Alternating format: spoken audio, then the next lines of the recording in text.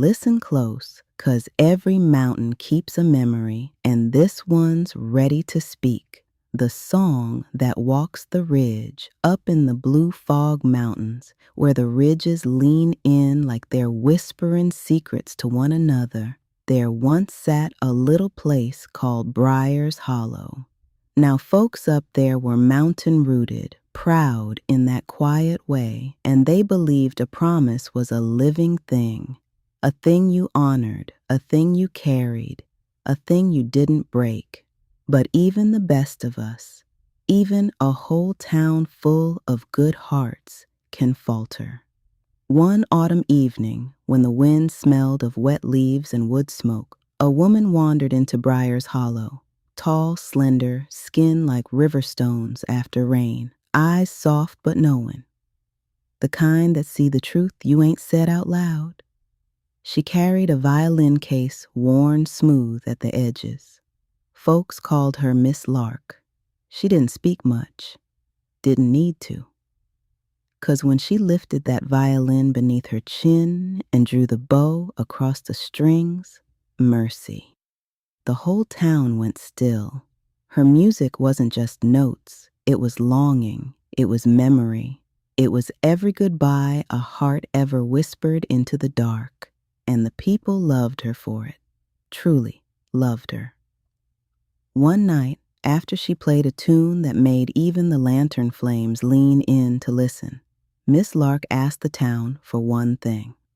"If anything happens to me," she said, voice soft as pine needles underfoot, "keep my violin safe. P.A., simple promise, a tender one." And every soul in Briar's Hollow said yes. But winter came hard. Miss Lark fell ill, quiet and sudden, and slipped away before the thaw. The town mourned her. Oh, they did. But grief and need can tangle themselves into knots you don't see till it's too late. Times were lean, bellies were empty, and when a traveling trader offered good money for that violin, they told themselves Miss Lark would understand.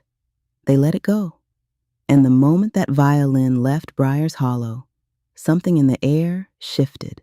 Not sharp, not angry, just sorrowful.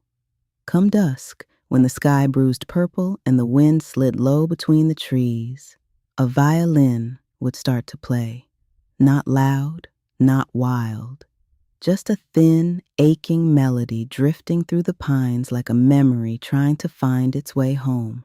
Folks would stop mid-step, mid-breath, mid-thought, because that tune carried regret in every note.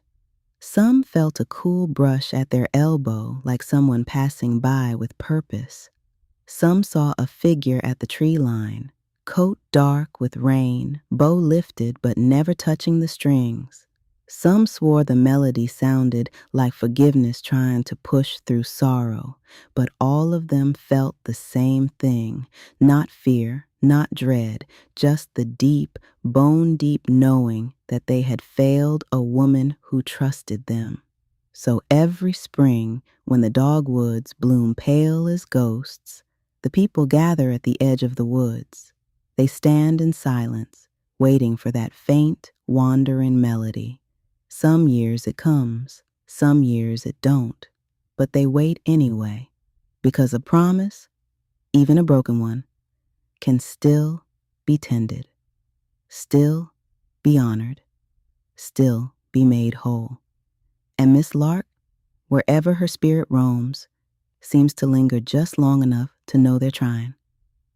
Now that's all I gotta say on that tale, baby. Carry that story with you like a little ember in your pocket. 'Cause the right tale don't ever end, it just waits for the next heart ready to hear it.